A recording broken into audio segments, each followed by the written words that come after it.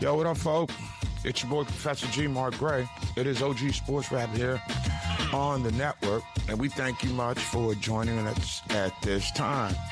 You know, Christmas isn't for another, 3 months or whatever, but I like to personally, at this hour, thank Stephen A. Smith for giving me an early Christmas present. I mean, let's be real for a second.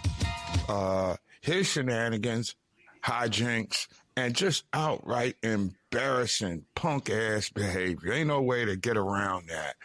And I think that's where I am right now. So I've been trying to be reluctant to, go any farther than I did when I popped off on social media on Sunday.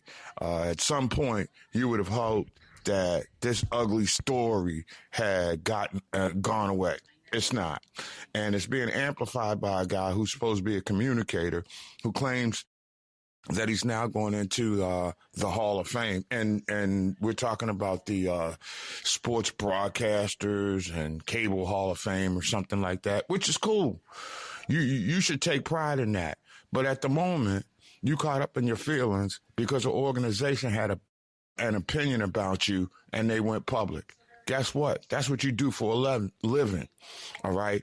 And so if you can't take, the feedback that you get from your folk, then maybe you need to be doing something else. And I bring that up because I finally had a chance to take a full deep dive. I'm like everybody else the last 36 hours, seeing excerpts of the Stephen A. interview with Sean Hannity. I'm going to be honest with you. You come off looking like a straight-up coon, similar to your boy over there at 108th Street Baptist Church in Detroit, the one that stole Martin Luther King's speech and used it as a prayer for number 47. You remember that? Well, that's what's going on here. It really is. I'm watching Stephen A. become Bobby Taylor from Hollywood Shuffle.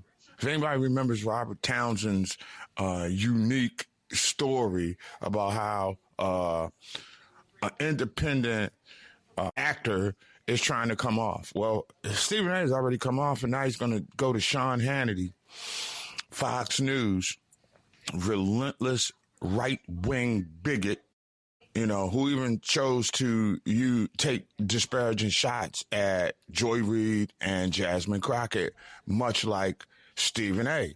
So what are you supposed to be? Just sit back and take it, right? And nobody cares about what you're doing with, a deal you're going to sign that's going to get HBCU basketball on television. Big damn deal. I do HBCU basketball games on TV. So that's bull fertilizer. We're an FCC station, and I can't go straight up rogue with it. But when you just hear somebody berate an organization because they didn't massage his shoulders, pat him on the backside, and make him feel good about the way he's been comporting himself on the air. And look, the media business is never about what you've done. It's about what you've done lately, all right? And what you've done lately, bro, is, quite frankly, sell out. And the Fox move was the last straw, where Sean Hannity, a jackass who needs his ass whipped, and I'm up for that challenge. I really am. Sean Hannity has been a jerk since he worked in Atlanta. I've seen him, security guards have to damn near throw him out of the old Fulton County Stadium because he thought he was somebody, and he wasn't crap.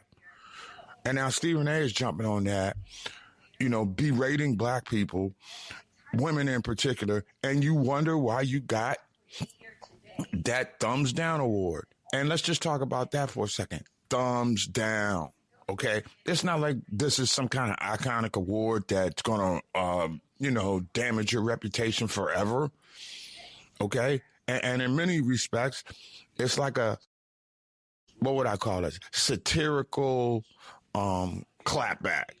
It's in the world of satire, like Saturday Night Live. This is a skit. You can't tell me that this is going on because either one thing, you're going to be a tough guy who's a badass, or you're going to be a soft ass and come off like a wuss. And to me right now, this whole notion with Stephen A., like under the covers, nowhere to be seen after the event, he's been popping off on social media, showing up on other platforms. What is the deal? I mean, really, what is the deal? Now, you got a whole bunch of Cinco fans, especially down in Winston-Salem State right now, who want to make him look like the victim, and he is not, okay? And just because, this is the one that got me yesterday. I'm sorry. He says that he took First Take to NABJ for 2 years. And because he doesn't show up this year, he gets the thumbs down award. You have to be a narcissist to say that. I mean, really. People can't have a beef with you because of how you say things as opposed to what you're saying. When does he double down on calling out the president? When does he double down on calling Jerry Jones out? I mean, it's ridiculous. He like that old dude in the neighborhood that thinks white is right and just wants to use himself as a tool to show what excellence in a black man is, and he's coming up short.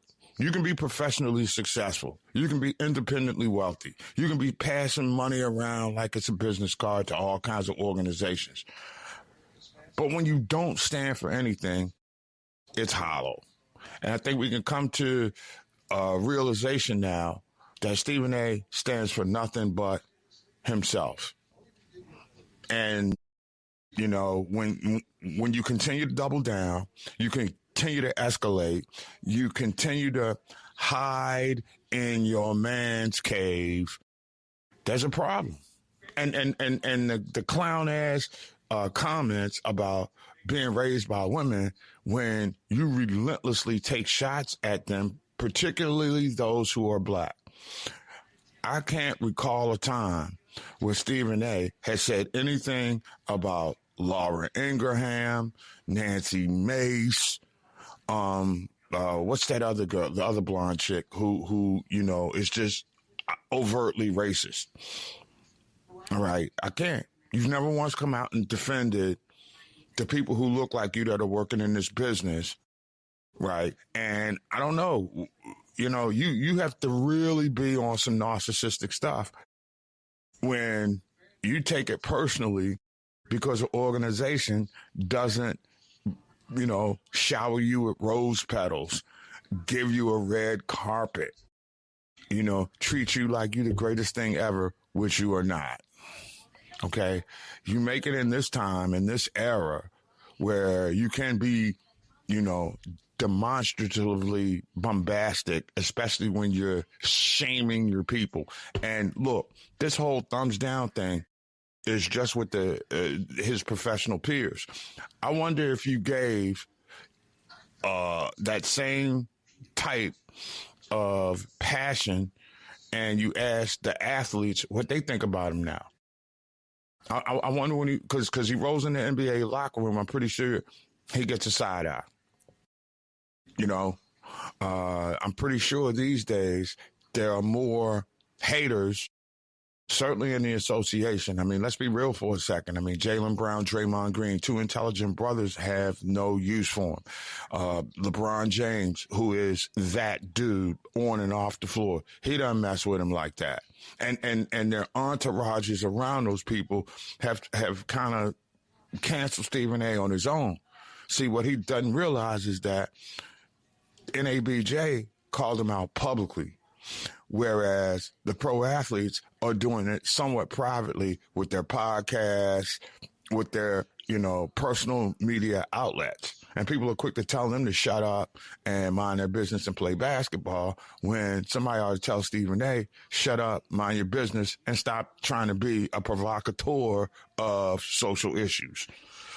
All right? And one thing you got to be able to deal with, if you say something that you deem to be true and it's unpopular, you got to double down. And he has. And it doesn't look good. And you can't tell me right now that this is not a bad look for advertisers.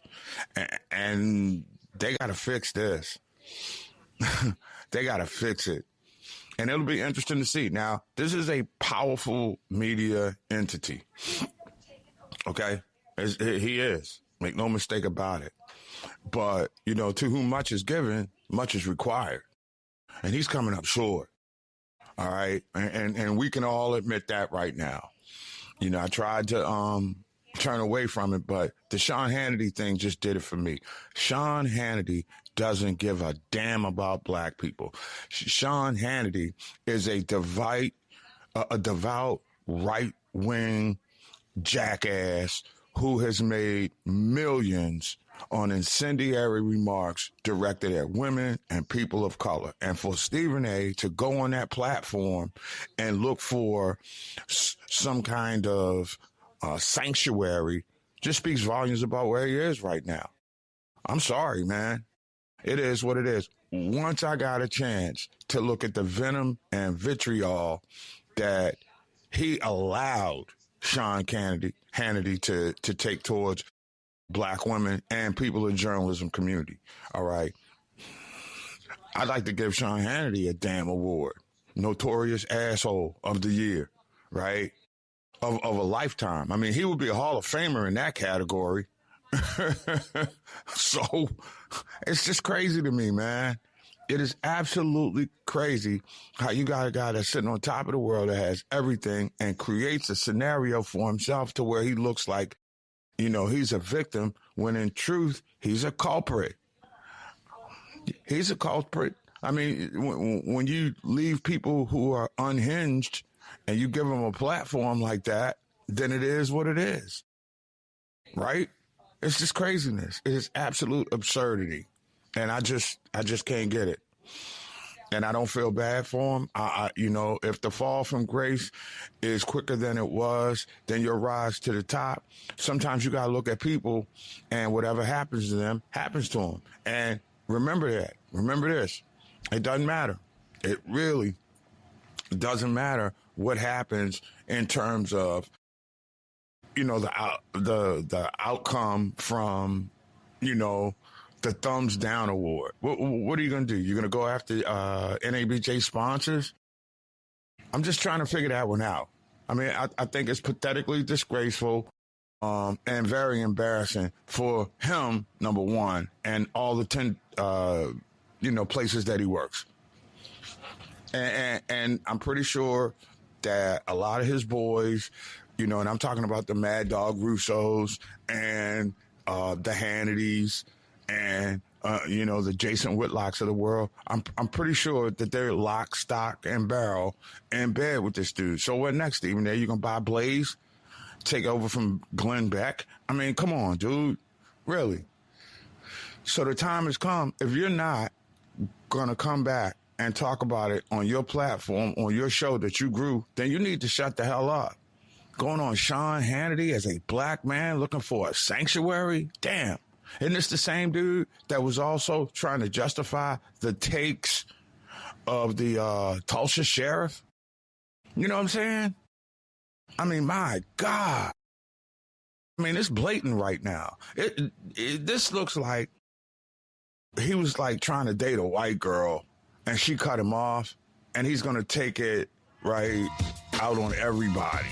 And it's just a sad commentary on immaturity, vulnerability, and just being a sissy. And I think right now, SAS stands for sissy ass sucker. That would be Stephen A. It is your boy, Professor G. Mark Gray. It's OG Sports Rap on the network. He's the gift that keeps on giving. Download our mobile app, Sports Rap Network. We all we got. In the throes of a Major League Baseball postseason race, Ice has reared its ugly head against the San Diego Padres. Don't they have better work to do than to, you know, mess around with people who just don't happen to have their papers with them at the time? I mean, we're talking about a professional here that works for an American entity, and they're going out like this? Come on, man. If there ain't deflection going on in this country from shady ass shenanigans going on, I don't know what is. I'm Professor G. Mark Gray. It's OG Sports Rap on the network. Thanks for hanging out with us. I just want my sports back. And I'm getting a little sick and freaking tired of sports being impacted by nonsensical ice stuff. And there is a former Venezuelan baseball player who works for the San Diego Padres who was basically detained by U.S. immigration officers after arriving in Texas on a work trip for the club. Just think about that for a second. Oswaldo Perella, he's a catching coach in the San Diego Padres minor league system. He's now in a detention center in El Paso, Texas, according to reports from Associated Press, who had access to the federal records. Padres have said in a statement the team was aware of Perella's arrest and is trying to gather more details.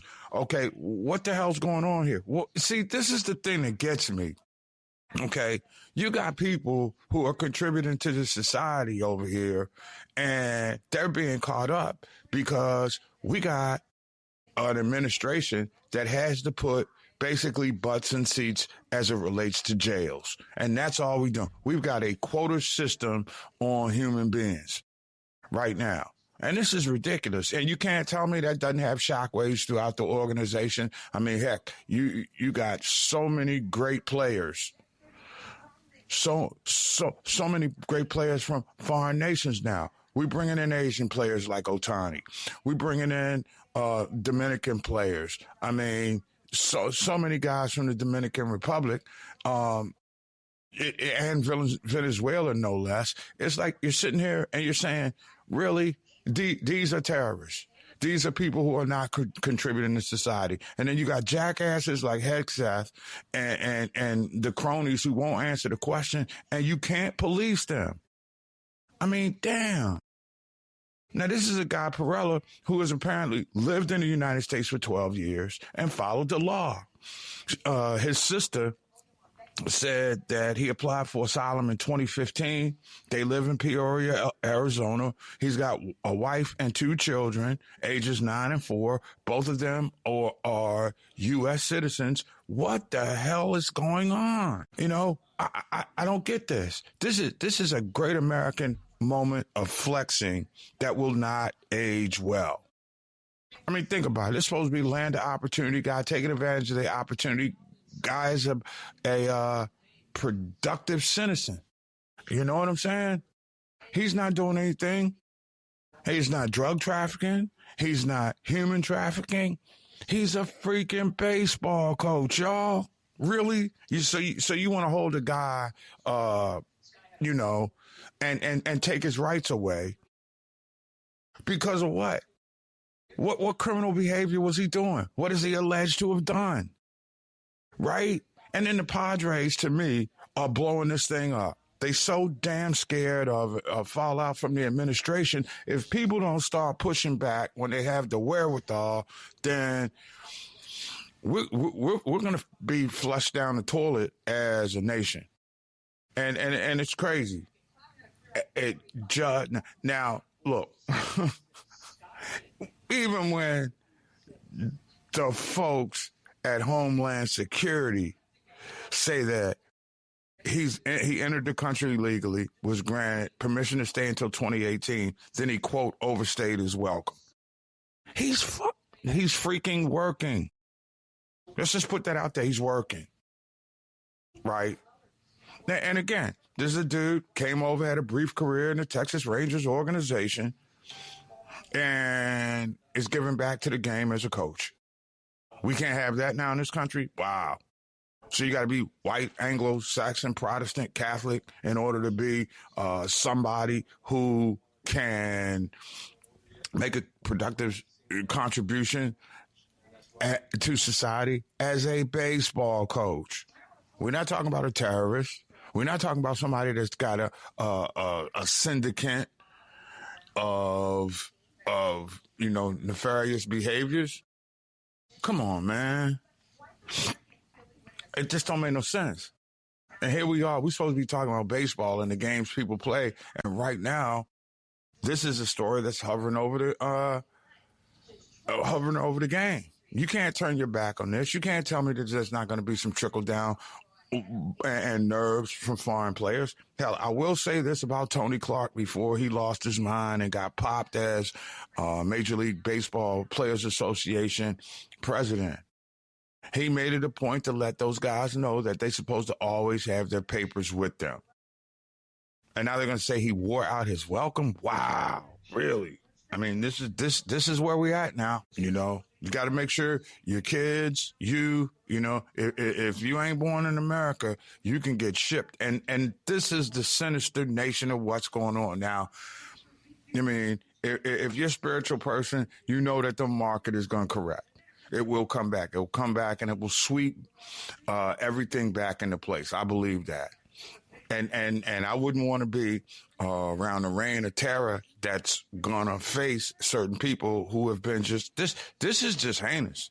This is just despicable. It's like, okay, we don't want you coloreds around at all. We want to make America the great Anglo-Saxon Protestant state. If that's the case, give us all $1 million and let us find a spot so you can have America to yourself. Give me $1 million. I bet you I can find a place to stay overseas if you really want to make America the land of the free and the home of the Anglos. I'm sorry, man. And I don't want this to get into a political conversation or anything like that, but damn, man. You're gonna put a baseball coach, a guy who's going. What kind of terrorism is that? What kind of danger is that to the country? None. Unbelievable. I mean, it is really, really, really unbelievable to see that that's where we are right now. You know, and like his sister said, quote, since he arrived in this country, the only thing he's done is follow the rules of this country and do things properly. Now he's in jail. Now you got all kinds of corruption and stuff that's going on, with the billionaires, the pedophilia. But none of those old, wrinkled, Bammers, none of them have ever been brought up on. That whole crew of Trump perverts. Right? And now we got baseball, a guy who and baseball is supposed to be America's national pastime. Owners and teams have found that they can find cheaper labor in other places. What are we going to say? The pipeline of baseball talent is no longer welcome in the United States? Hey, here's a newsflash, guys. It may be America's national pastime, but it's a better game when you got Hispanic players in it. Sorry. Baseball ain't the same without the Vlad Guerreros of the world. All right? Let's just be clear about that. And now, Fernando Tatis, another person that you love watching playing baseball. And this has got to stop. And to me, the only people that have the pushback that can stop this are freaking billionaire owners. But they are scared of this dude. There's a reason that y'all have locked him out from owning a franchise. Because you knew he was going to bring the whole league down. But you're going to let him bring the league down in another way. Come on, man. I mean, for real. And yeah, I am a baseball guy, and this sickens to me to my core. It really, really does. Because I shouldn't be talking about, politics and sports. That they can't even get that done in Washington. Come on, man. It's really sick. It really, really is. When do the owners have the balls to step up and collectively challenge a system that's breaking their teams down? Just think about it. Who's to say that there's a player that, and we've all done it. We've all left, say, a wallet or something, and you got to go back to the hotel room to pick it up. You might have left a key, whatever. And on your way, once you realize you don't have your papers, you picked up by an ICE agent, and your life is basically held in the balance. I mean, and let's be real for a second. the conditions in these places are awful. They're not feeding these dudes. They don't have proper ventilation. You got to wonder about the sanitation of those places. They simply do not care. It is like, you're a person of color. We don't care what you're doing. You got to get out. And until you get out, we're going to make sure that the Tom Holmans of the world, who have all these, factories that they're converting into basically concentration camps. That's what's going on here.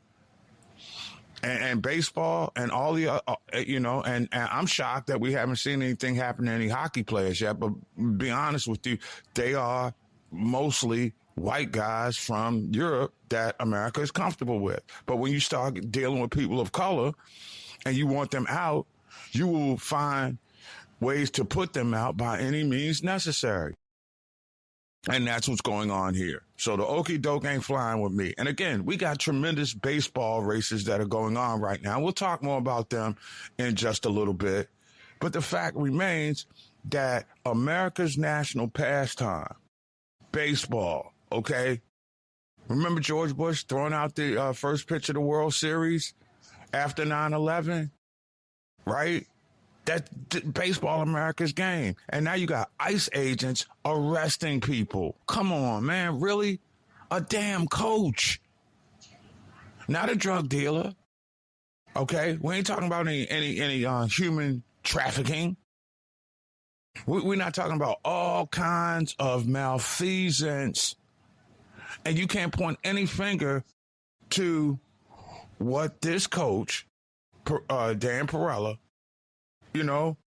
was doing, and they're saying he stuck around too long. Wow, we rolling like that now, okay? There was no way to mitigate this, especially when you're not involved in critical behavior, or criminal behavior, I should say. That's what gets me. That really bugs me, all to be damned. And when society holds up a mirror after this administration is done, you're going to see some warts that should lead to litigation. And this could be one of them. I mean, really. A catching coach in the Padres minor league system is being detained right now by ICE agents. Hey, look, and here's another thing, and I'll back up off this subject after this. If you're doing stuff or if these crimes are so heinous, right, then what do you do with the real killers and the real rapists? You're going after people in many respects who are doing positive things, and you're just going to boot them out? You're going to throw them out for no other reason? This is a minor league coach in a podunk town. He ain't no terrorist. Who you trying to kill here? Enough already. Seriously. But this country's going to answer for it somehow, some way. I just firmly believe that there's going to be some kind of divine intervention, and I just hope we survive it. Anyway, it is your boy, Professor G. It's OG Sports Rap on the network. Remember, download the mobile app, Sports Rap Network. We all we got. It's your boy, Professor G. Mark Gray, back with you. It is OG Sports Rap on the network. Thanks for hanging out with us at this time. I was out of town when this story first broke, and I really haven't had a chance to offer up any, commentary on it till right now, until I took a deeper dive into what's going on. And I have to put this packet in the WTF file. What the beep? And that brings us to my quarterback in the nation's capital, Jaden Daniels. And sometimes you got to tell mama and them to please shut up. Mama, I love you. Mama, I respect you. But please, please, please don't do this.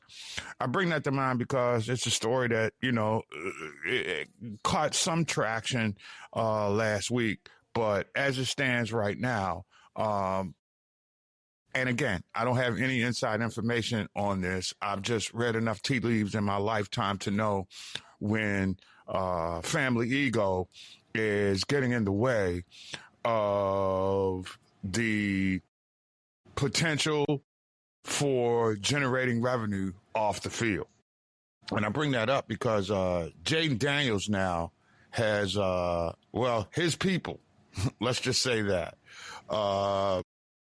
His people have made a decision that they want to have a beef with LSU.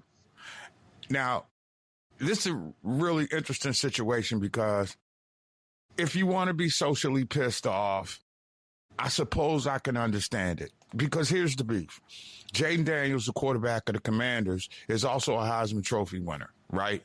And so at LSU, and I've been, I lived in Baton Rouge, Southern University is there. Admittedly, I'm a Tiger fan. I grew up on Burt Jones the whole bit, okay? So Jaden Daniels, my quarterback in D.C., I'm going to protect him a little bit. But there is a backlash between Team Jaden and LSU, which kind of erupted after JD's legal team sent a cease and desist letter to LSU demanding that the university stop using his name, image, and likeness. Where have we heard that before? NIL, right? So this legal threat triggered by LSU's decision to assign his Heisman Trophy winning number 5 jersey to a sophomore cornerback named DJ Pickett. Okay, let's just stop it right there. This just shows you how tone deaf Lane Kiffin is. Okay, this could have been mitigated by, Lane Kiffin understanding, look, it's bigger than a check. We got a tradition that we got to protect around here. We don't need to even rock the apple cart. So let's just take the number 5 jersey off the mix. And if you're JD and his crew, I suppose I can understand how you feel in some type of way.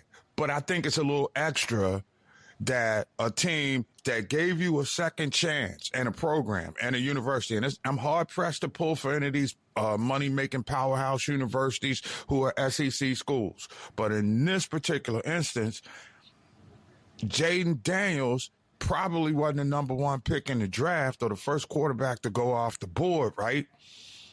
Had it not been for LSU. I mean, really, Jaden was pretty good under Herman Edwards at Arizona State. They weren't winning anything, all right?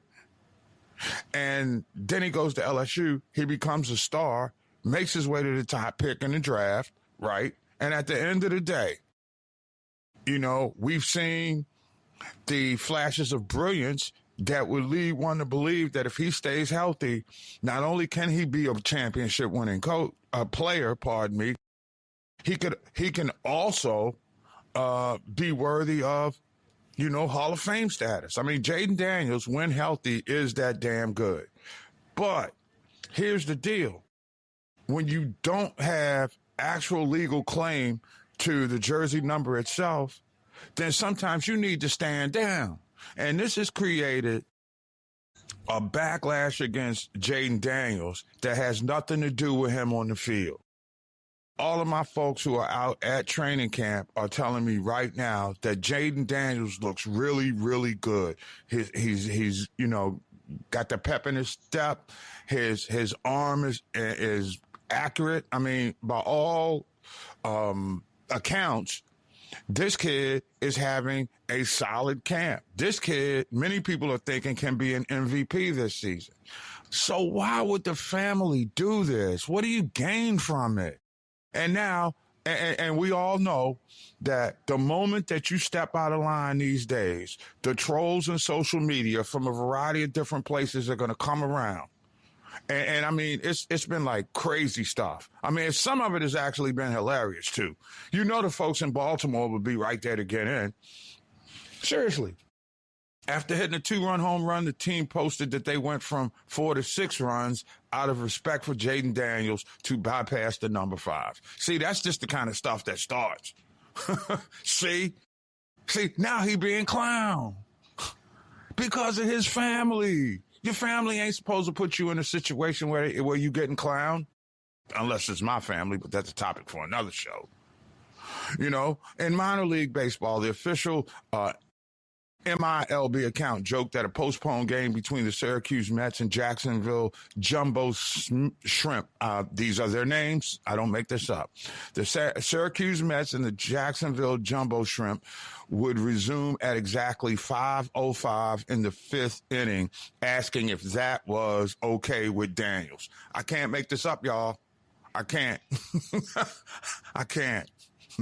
Even the Angels get in on it. The team joked about Gene Simmons, the former Kiss band leader, whatever, they said that he'd be throwing out a ceremonial first pitch, claiming, quote, he had to throw a fifth pitch, but we had to say no out of respect for Jaden Daniels.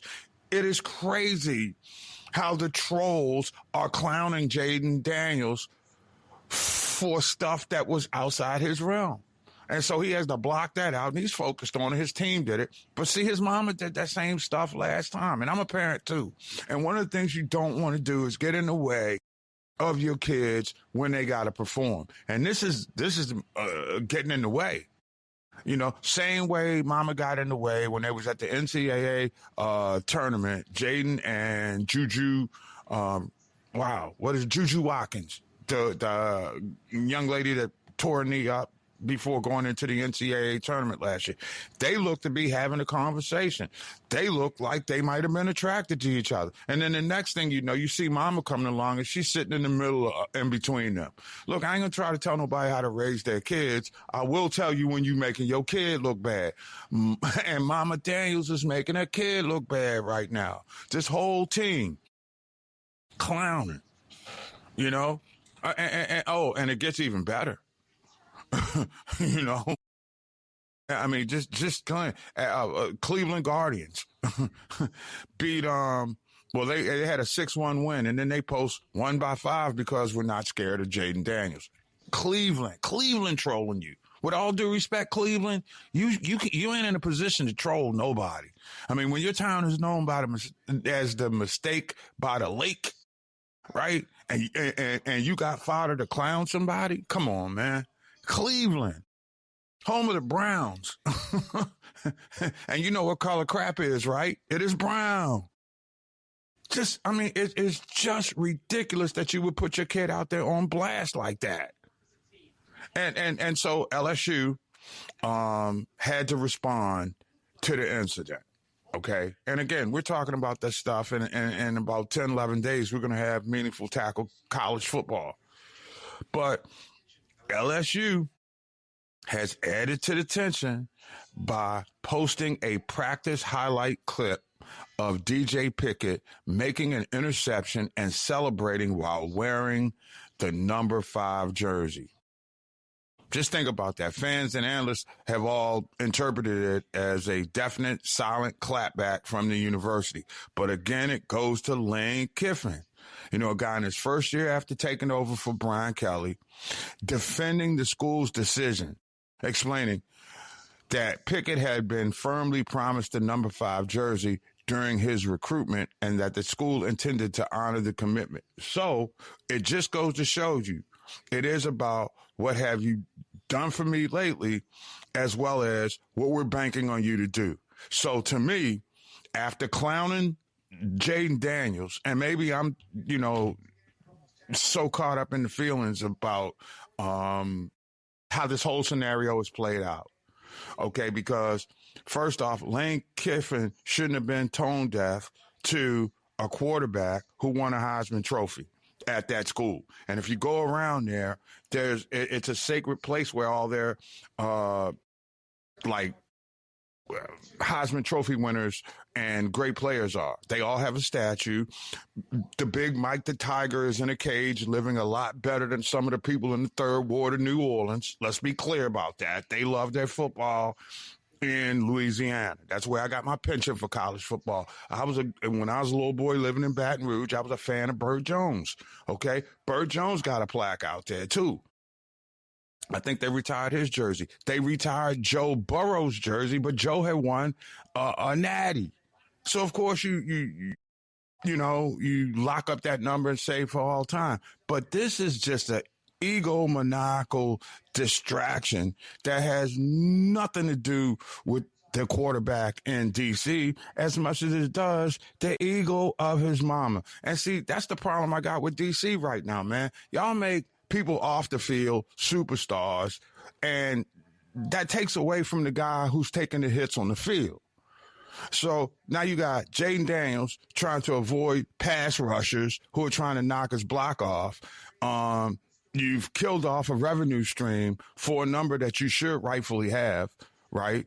I get where he's coming from. I wouldn't want some incoming freshman to have my number and I'm a Heisman Trophy winner. But you got to remember, man, the difference between Joe Burrow and Jaden Daniels is Joe Burrow won the Natty.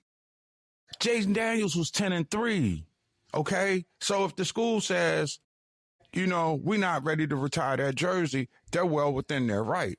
But for the parents to put out some kind of cease and desist order like that's his number, ignorant.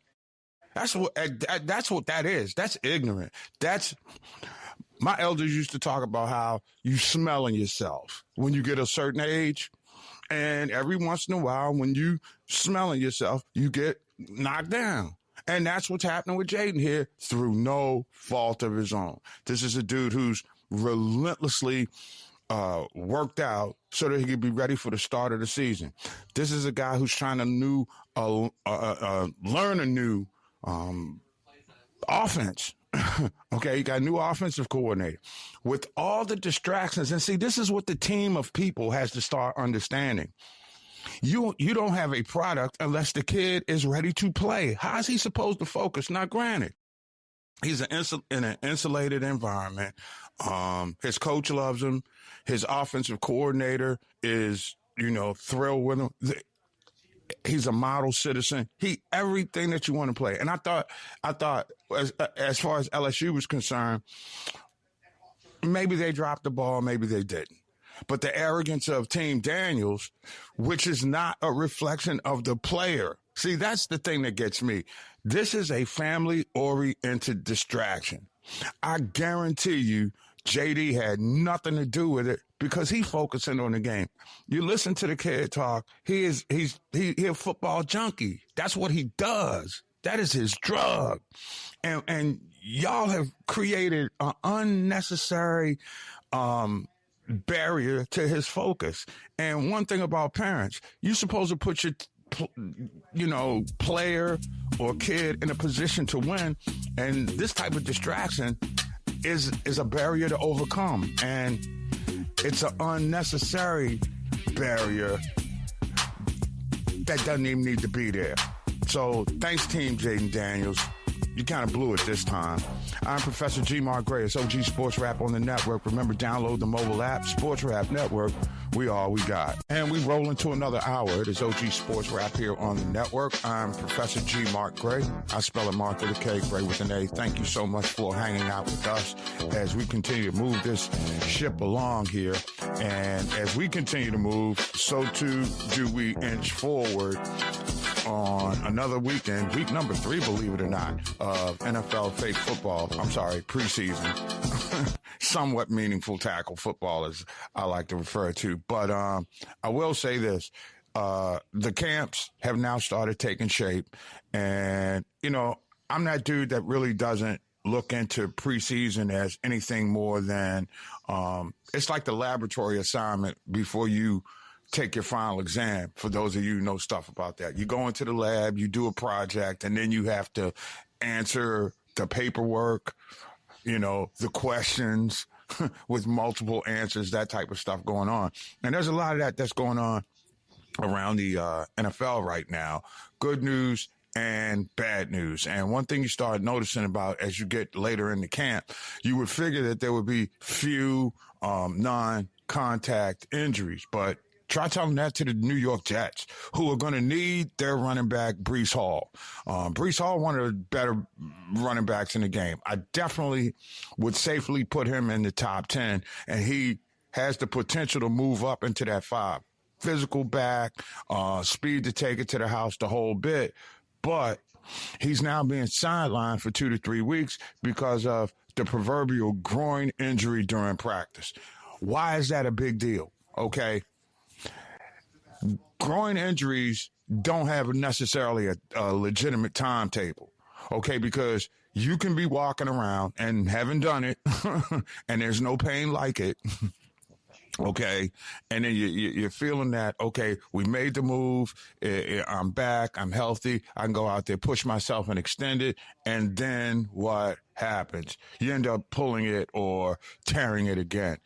New York's a cold weather town. Okay, it's going to get colder in October, November, and December. All right, it's just like that. At least they got a reasonable facsimile of terra firma, grass and dirt inside the MetLife Stadium, which was, I might add, the home of the World Cup final, for what it's worth. But Robert Saleh says he's going to be out for an extended period of time, and that's devastating on a team who has got questions at the quarterback position. And what could ever go wrong always seems to go wrong with the Jets.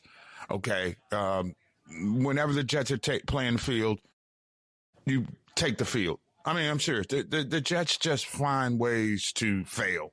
I don't know if they're practicing on burial grounds or something like that offend the sports gods or whatever. But that's a devastating blow to a team that needs him to establish their balance on offense. There's another one, here's one of Josh Allen's weapons, Keon Coleman, the wide receiver for the Bills. Well, he was seen yesterday wearing a walking boot. It's been diagnosed with a sprained toe or foot. He's out of training camp. And remember, there's a new offensive system that is going on in Buffalo. Hey, overrate the Buffalo Bills at your peril. I'm just going to put it to you like that. Because to me, I'm that dude I've heard enough about Josh Allen and the hot wife that was in the big movie last year. Enough already. Win a damn playoff game. Get to the freaking Super Bowl, all right? Because as much as people say Josh Allen, the kid in San Diego whose name escapes me right now, Justin Herbert, look, it's time for them to step up, okay? Period, point blank, end of sentence. Both those quarterbacks have got to step up, all right? And you can't step up unless, remember, they lost Stephon Diggs. Stephon Diggs is now in D.C. Keon Coleman has to be a target, and he's hurt. And now they've got a new stadium out there that has, at the very least, gotten mixed reviews. Okay, and you don't have a full roster. I just don't understand why the people in Western New York have been put in a position where they have to live a annual hell, right? This is it. They need Keon Coleman. Keon is going to stretch the secondary. Plus, he's a physical receiver across the middle. Come on, man. What is the deal? Again, these are big-time injuries. Now, I shouldn't even talk about this because we all know that Mitch Trubisky, if he's playing in Tennessee, right, and Cam Ward ain't the guy, then they're done. Mitch Trubisky is terrible. Okay, enough of that already. It was a wonderful story at North Carolina. He went from Mitch to Mitchell, and now he's back to Mitch again. And where he needs to be is outside the league. Maybe he could go back and be quarterback coach at Carolina for Bill Belichick, because we all know that that's a train that's clearly off the track in Chapel Hill. That's where we at, though, right now. A matter of fact, in looking through the notes earlier today, I was like, damn, Mitch Trubisky is still in the league? Does he have pictures of somebody? Was he too with Diana Rossini? Hey-oh. Wow. Unbelievable. And then if you're Arizona, another team that just seems to be cursed, okay? They got an offensive lineman, Chase Besantis, who's a second-round pick. You pick a second-round pick at the offensive line position, and you're in Arizona, you're expecting him to make the team. This kid is out for the season. tore his MCL in his preseason debut. Arizona and Buffalo, proving that they can get to the Super Bowl, but can't get any farther. It's just crazy. And you still got these quarterback dramas around the league. I mean, we 3 weeks into camp, and it just shows you the dysfunction of the franchise in Cleveland, where Deshaun Watson is splitting first-team reps with Shedeur Sanders. And you got a rookie NFL head coach. Again, having watched Todd Monken as the offensive coordinator in Baltimore leads me to believe, and it's Cleveland just saying, well, we're going to take somebody from Baltimore and we're going to beat them. Not with Todd Monken. Okay? I thought he was overwhelmed as an NFL play caller, much less the coach of a team. I don't get it. I really don't. And again, here's a dude that's getting so frustrated that he's going to call practice off because, hey, look, it's a new system for both Deshaun Watson and Shedeur Sanders, period. Okay? That's just how it is. And you're implementing a new system. The coach is getting frustrated, okay, ending a practice early after errors and defenders is crossing the line. It happens. And this dude, again, sorry, Cleveland, I think you got a snowball's chance of making a move in a division right now that's up for grabs. You can't favor Baltimore in that division anymore. The best team in that division may be Cincinnati because they have the best quarterback. No, hey, look, sorry, Lamar Jackson fan. Joe Burrow's a better quarterback. All right. He's gotten his team to the Super Bowl. He's won playoff games. The trick is keeping him healthy. Lamar Jackson stays healthy and they still don't win the big game. And everybody in Baltimore still, making excuses for him. I'm sorry. Lamar Jackson has had his time, y'all. He really has. It's time to crap or get off the pot.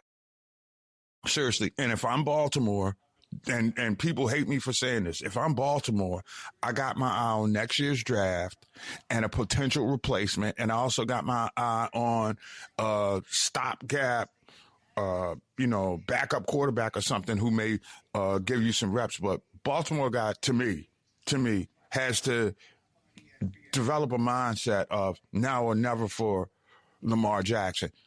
That would define, and I will say this, it will divide people in Baltimore. It will. And it's strictly along demographic lines.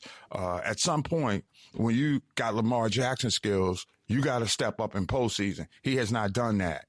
And my comparison is, say what you want about Joe Flacco. When the money was on the line, Flacco was big. And he remember, he brought him back in Denver in the AFC Championship game, in a game that was all but lost, right? Had that one big downfield pass to, I believe it was, I'm not going to even comment. I forgot who made the catch. I don't know if it was Torrey Smith or the receiver who died, whose name escapes me right now. But whatever the case is, Flacco made big plays and big moments and played big in big games. Lamar Jackson has not played well in big moments and has not won the big game. And at some point, sorry, Raven fan, it comes down to, what have you done for me lately? And in the case of Lamar Jackson, it has been underachieved in the playoffs. Say what you want. I don't care. Maybe I'm a hater, but I'm not. I'm not. You've had enough time to do it. And all this smile and all this bravado that you keep seeing, certainly on local TV, because I'm right in between the D.C. and Baltimore markets, so I can see both, right? The deification of Lamar for a guy who's never won anything just overwhelms me. It really does. I think it's one of the great travesties in sports by a fan base where you laud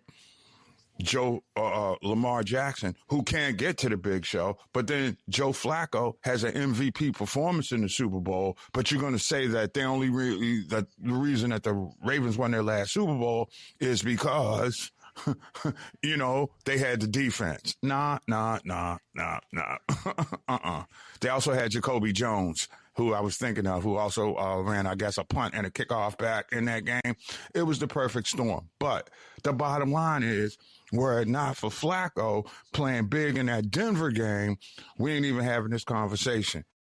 Right. But Flacco stepped up. So to me, the most polarizing figure going into this NFL season right now has to be Lamar Jackson, because there is now a floating notion, and I haven't any chance, any opportunity to take a deeper dive into it, but there is a notion that perhaps over the next 5-6 years, the Ravens are sold. There's a thought or a rumor around that Steve Bisciotti might look at, moving the team, getting out of the NFL, taking his profit and keeping it moving, especially in this new era of potentially worldwide global football. Just crazy. I mean, it's bananas. And I feel really bad. Well, the Raiders know where they're going with their quarterback position. You start Kirk Cousins. If he keeps you in contention for the first half of the season, then you keep Fernando Mendoza and bubble wrap. Okay? That's what you'll do. However, I think they take the bubble wrap off sooner rather than later. To me, Kirk Cousins is a quarterback that can't give you a whole season anymore. I mean, he's just older now. I mean, there are times where your arm gets dead. He can't make the throws that he used to. He's pretty accurate on the intermediate stuff, but you need to go deep in the NFL, and I don't think that Cousins has a deep ball arm anymore. Sorry. And then the Falcons, I just don't think they have a quarterback. I mean, it's an open competition down in the ATL between Tua Tagovailoa and Michael Penix Jr. The defense did get better when they got Zadarius Smith from the Ravens, but the bottom line is Atlanta has two quarterbacks and really doesn't have one. Sorry, it is what it is. And I think the Penix draft is going to be one of the worst drafts in the history of that franchise. That's just how it is. Anyway, I'm Professor G, Mark Gray. It is OG Sports Rap on the network. Remember, download the mobile app, Sports Rap Network. Why? We all we got. It is OG Sports Rap. I'm Professor G, Mark Gray, as we take a deeper dive into what's going on in the world of Major League Baseball. I know football grabbing headlines, an obnoxious broadcaster still caught up in his feelings, but I got to go to D.C. right now and look at C.J. Abrams and understand why he's upset. But I also understand what the team did. And the Nationals, who were flirting a couple of weeks ago with being in the National League's wild card hunt, and still at 6.5 games back, they do have a plausible opportunity to make the postseason. But I'll have to tell you, when you get moved from shortstop to second base, it feels kind of dissed. And one thing I will say about C.J. Abrams, and I was the guy that said on local TV here several years back when he first came up, when you look at C.J. Abrams, the player, and he's still, I think he's still growing into his body. And the move to second base may work out for him as he fills out. But if you're playing in the middle infield, there's a big difference between playing second base and shortstop. And for them to make a move like this in the throes of what still is somewhat of a playoff hunt, it's amazing to me. Now, the Nationals, if they are going to make the playoffs, they're going to have to jump over the Marlins, Cardinals, Reds, and Pirates. That's just to be at the last spot getting in, where they will be battling with the, I believe it's the Arizona Diamondbacks right now. Now, I'll say this, okay? The combination of James Wood, the outfielder, and Abrams, between them, they have hit 58 home runs. Wood with 30, Abrams with 28. They've got enough offense, seemingly, to make a run. But it'll be interesting to see how CJ bounces back, because this is a blow to the ego when they move you from shortstop to second base. It's to say that, and quite frankly, CJ Abrams has been inconsistent defensively. Offense has never been the problem with him. And I thought, and made this bold declarative statement on local TV here, that I thought that at some point in his career, you'd see C.J. Abrams with Cal Ripken power that he already has. But he also, I thought he had the kind of range that would put him in the rarefied air of Ozzie Smith. That was an overstatement. So CJ moving to second base is certainly better for the team. But the question is right now, okay, how do you deal with a guy that wants to be paid shortstop money when his contract is up? And let's be real for a second here. Shortstops make more money than do second basemen. Okay. And I have no problems with it. But here's what the deal is. The Nepo babies can run the NBA. They not running Major League Baseball. And one thing about C.J. Abrams, he is represented by Rock Nation Sports. His agent, Mike Sanders, admitted yesterday that his client is, quote, not thrilled, end quote, about moving off shortstop. His agent also said that Abrams still views himself as a shortstop, a short-term and long-term, and he intends to spend his offseason training to get back to position at shortstop. Now, again, they're framing it, and this is what I like about the way that this Rock Nation non-drawn-out controversy, if you will. Okay? But they couldn't have played it any better by saying he wants to be a team-first player. All right, cool. To help the Nationals win games. Now, the Nats are saying that they completely expect and respect Abrams' frustrations. They also say that they know the shortstop has been the foundational anchor of his baseball identity through his entire life. But here's the deal. When you got a Nasim Nunez, who's a better defensive player, and remember, you sacrifice offense a little bit at the shortstop spot. Up the middle, really. You'll sacrifice offense at catcher, second base, short, and in many cases, center field. You have to have great defense in the center of your line, in the center of the field. If you are bad up the middle. And when I say up the middle, it starts with the catcher and the ability to handle the pitchers. Okay? Knowing when the challenge now has become a thing. Okay? So, but you get Nasim Nunez, and Nunez is, I mean, you look at him at the shortstop position and you compare him to C.J. Abrams. When you get caught up in the power, you love Abrams. When you put the glove on, Nunez is overall a raw defensive talent. He's played limited time at shortstop, but when you start taking a deeper dive into the metrics, he was unbelievable at second base.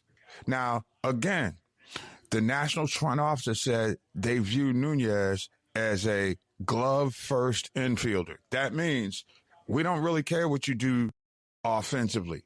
Make all the routine plays and help us make several inning-ending spectacular plays, and we're good. So he can put pretty much focus on being shortstop defensively, understanding he's going to hit low in the lineup, and there won't be a great deal of expectations to him. But for CJ, it's simple. Work hard to be the best shortstop that you can be during the offseason. They got the instructional leagues that are still going on, and you can play and work on to get better because CJ has to get better. His range is there, but his accuracy throwing sometimes is not. That's one of the big things I know. I mean, it's crazy. And so when you compare, and they got stats for everything in baseball, y'all. I mean, you start taking deeper dives into defense now. They got analytics, okay? So basically, whatever it means, the fielding range, which is out above average, Nunez in the 87th percentile of all positions. When you talk about sprint speed, okay, the dude is in the 98th percentile. So he can run. Okay. He can go from, I guess, first to third or around the bag in less than 30 seconds. All right.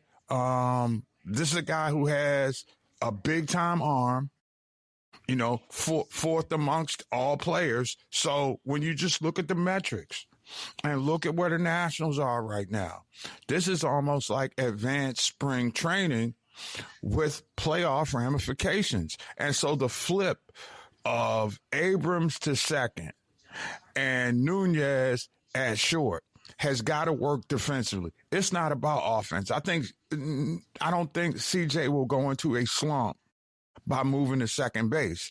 You don't expect the kind of offensive productivity that you were getting from C.J. Abrams. There's a reason that C.J. Abrams was an all-star at shortstop.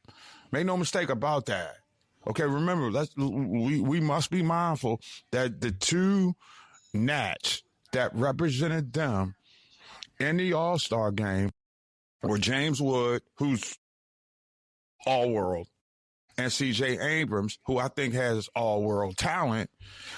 If whatever's going on in his head can finally be corrected, for lack of a better term. Now is he a cancer in the locker room? Not by any stretch of the imagination, but he's had some bad moments. I mean, the blemish on his baseball character will always be the night that he got so drunk that he stayed up and played.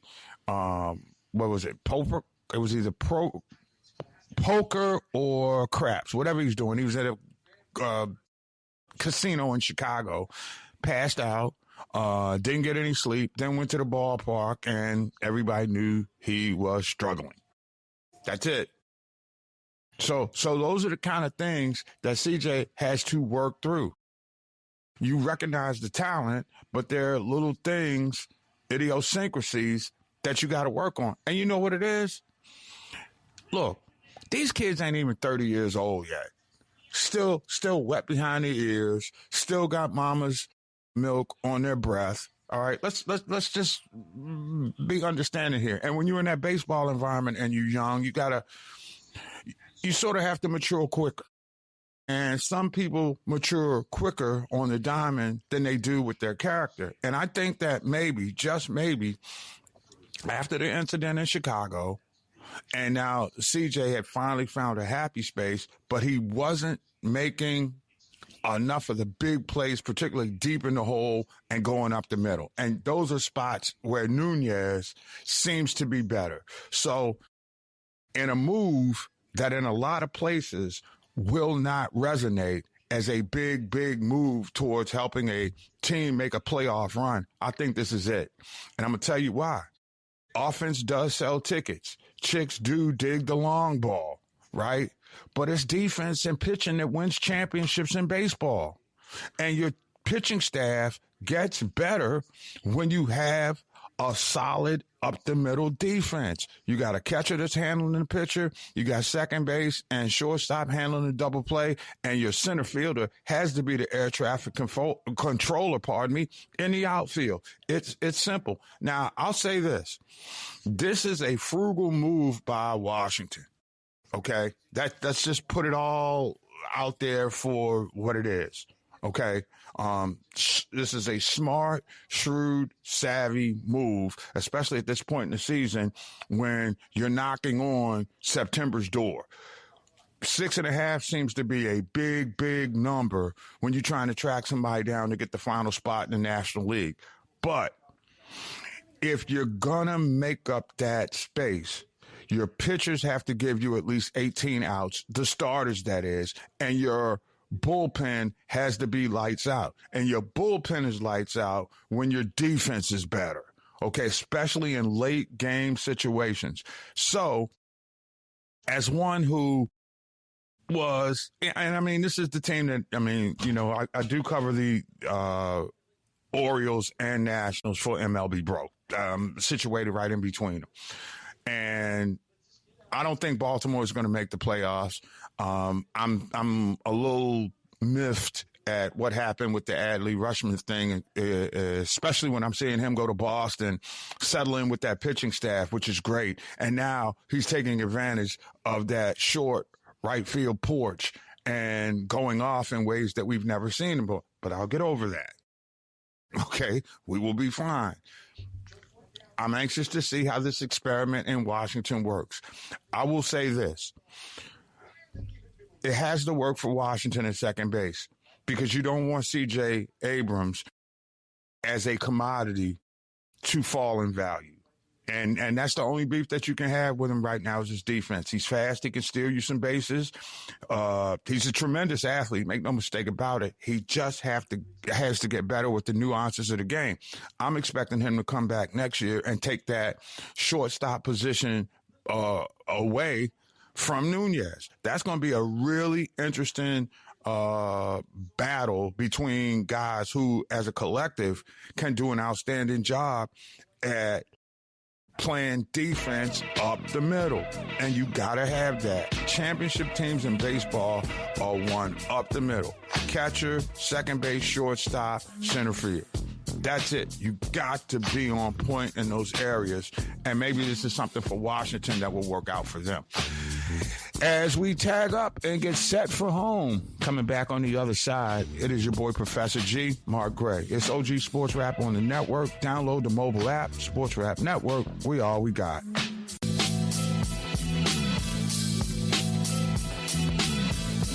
As we get set to tag up and head for home, this is the last call, so we're not pouring anymore. Smoke them if you got them, and if you're smoking, do it responsibly. And,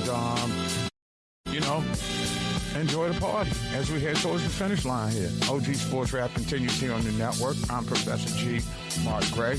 And interesting conversation I ran into this morning, so I had to take a deeper dive to it a little later on this afternoon. And apparently ESPN's Louis Riddick has been misquoted, quite frankly, by a lot of people who says that he wants to basically abolish the it's been a recent thing. The NFL joint practices where one team will roll into another town. They'll practice for 2 or 3 days together before a preseason game, and they'll ultimately have fights. And that's what happens. I mean, you got dudes, highly testosterone-based, charged up individuals who are playing for the right to move on in a vocation that they love enough to death. Okay, let's be clear about that. We've seen so many Parkinson's and ALS cases that, the fewer the hits, the better you should be able. But I will say this. There are a lot of players who are publicly calling for the end to the sessions because of the rising injuries and basically brawls that start out, which lead to chaos, quite frankly. And so this morning, I'll give Louis credit where credit is due for making it clear that he is tired of the debate that we're hearing right now to abolish joint practices. Now, here's the deal. One thing about football, to get ready for the season, you have to hit people. It's a violent game. So you almost have to practice violence to be able to deal with violence, right? Now, one could make a compelling point that, like Riddick said, joint sessions are a critical tool for coaching staffs. It's like the only environment where starters can go 100% speed against complex, unfamiliar schemes from another team, and you don't have the rigid limitations of a 3-play preseason game series. All right, you got to hit hard.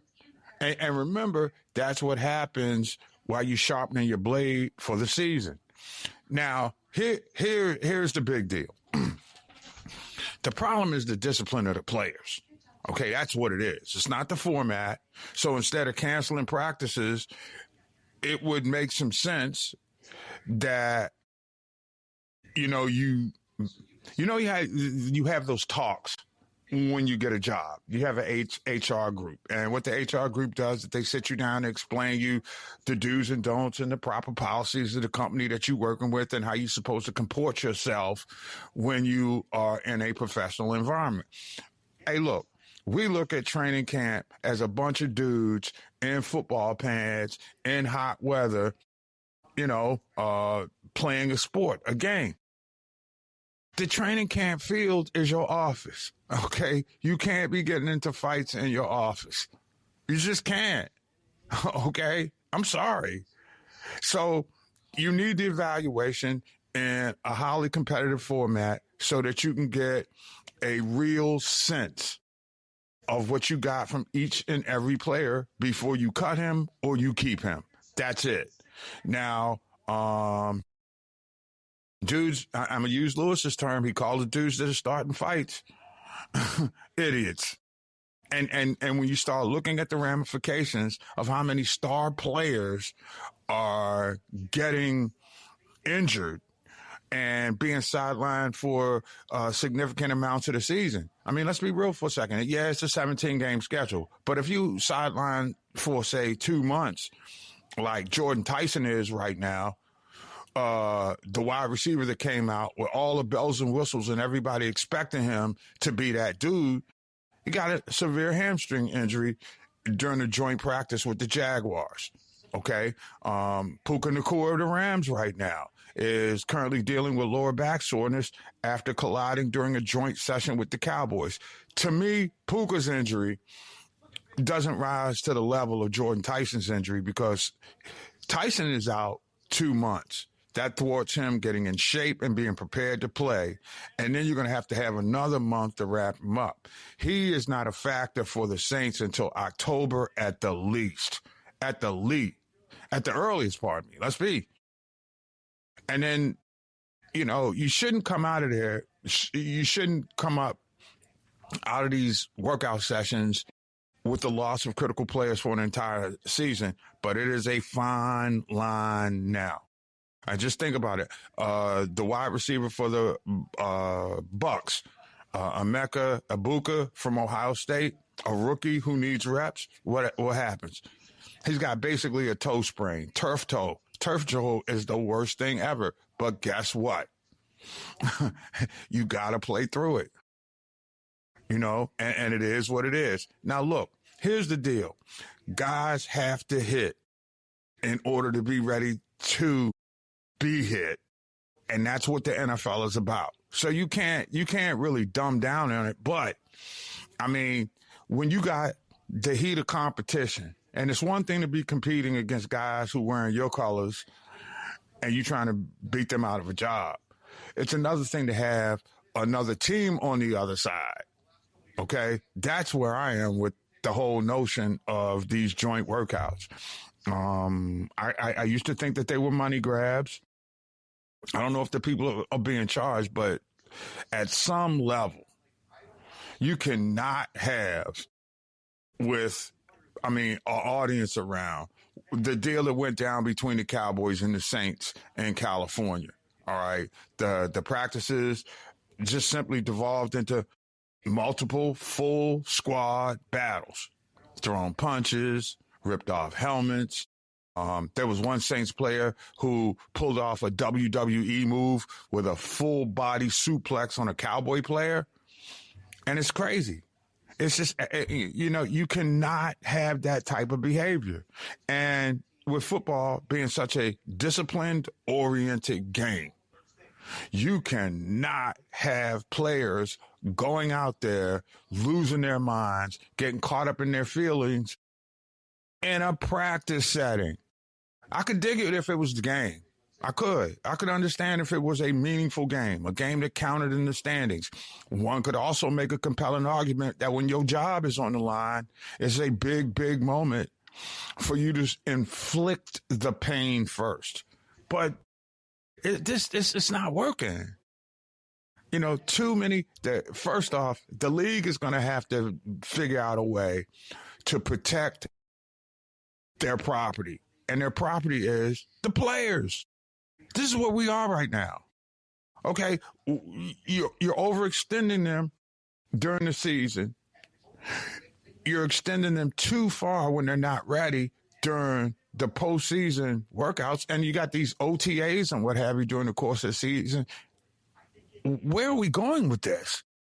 Does it make the play any more competitive? I mean, I know coaches like to have as much tape and evaluation opportunities as possible during camps so that you'll have a perspective on how you're going to set your things up going into the season. But I don't understand why dudes can't keep their composure during training camp. And my thing is this. You might have to have a cut clause. If X number of fights, you're cut. Period, point blank, end of sentence. You start shipping people, I think they'll get the message. And NFL players, and really, we all know it. NFL is a violent sport. It's a collision sport. Okay, no place for soft dudes there. But the adults in the room, can't allow dudes to just be hauling off and fighting each other. And in the deep recesses of their soul, there are some coaches who like to see that too, and will agitate and create a scenario where things have gotten so intense that you have people going over the top. That is what happens. I'm sorry, I don't make the news, I just report it. So it'll be interesting to see what direction that the NFL goes in, because between joint practices and international games, I'm not quite sure the league has the best interest of their employees. Or, I hate to do this, you got employees or you've got basically their cattle, right? Treating them like animals. No place in the game for it. Respect, because after all these beatdowns you take in practice, you end up seeing people like Roger Craig who've got ALS, Parkinson's, what have you, passing away. Come on, man. You got to hit the tackle, but you shouldn't be punching anybody in a fight circumstance. Most of the time, if you fight in your place of employment, you will get fired. And I understand this is a different corporate experience, if you will, but it is what it is. And which brings me to another thought here, and that is with the NFL expanding to Europe, more international games. Interesting to note that a story broke yesterday where NFL Commissioner Roger Goodell says that he's absolutely certain, basically, that the NFL will eventually establish permanent franchises outside the United States. Now, my question is this. If you want to expand the game and make it like the NFL EuroLeague was back in the day when you had Frankfurt and Berlin and London and all that kind of stuff, that's fine. It's not going to work going across the ocean. It's just not. Okay, this will be a bad team, and you can't have a multi-team European division, because the commissioner said that there will be international teams, hinting that the league will not just stop at one overseas club. And to solve extreme scheduling and travel headaches, Goodell says that they're creating a full 4-team European division that makes operational sense. But to me, for the fan, it makes no sense. I mean, it's bad enough you're already taking one game away from the fan who's purchased season tickets. You take a home game away. Now you're going to have U.S.-based teams traveling to Europe once per season to play multiple games in a single block. Come on, man. That's crazy. And it's bad enough this year. You got 9 regular season games outside the United States. London, Munich, Madrid, Rio, Mexico City, Paris, and Australia. The hell are we going to Australia for, y'all? Really? I mean, do we not give a damn about the fact that despite these guys being superheroes, freaks of nature who do ridiculous things, but last I checked, they all human beings. Look, if you're going to play an NFL league, forget a European division. Get 8 teams and have 2 European divisions and call that the NFL Europe again. Because this notion of just the fans aren't figured into this nonsense, right? Their travel, if you're trying to create a scenario where you got American football having a league run by the NFL in another country, I get all that. But the notion of how the hell are we going to take a team from, say, Seattle to play in London and expect those guys to be back and healthy by the end of the week when they have to host, say, Denver coming to town on that Sunday? It's ridiculous. It's one thing to be a capitalist. It's another thing to be greedy, right? And this whole notion of European division, to me, of many of the innovative things that Roger Goodell does, I'm not down with this one. If you're going to have a European league, stage a European league. The time zones, the TV thing, it's just a bad look. I'm all for as much football as you can get, but I want it to be gotten here in the States and not on the other side of the world. And that's going to do it for me, Professor G. Mark Gray. It's OG Sports Rap on the network. The bar is now closed. Remember, if you're thinking about placing a bet and you're under the influence, don't do it. All right? Call 1-800-GAMBLER and get the advice you need so that you don't dip into the college fund or the mortgage. Till 22 hours goes by, I'm Professor G. I got to say goodbye. It's OG Sports Rap on the network. Download the mobile app, Sports Rap Network. We all we got.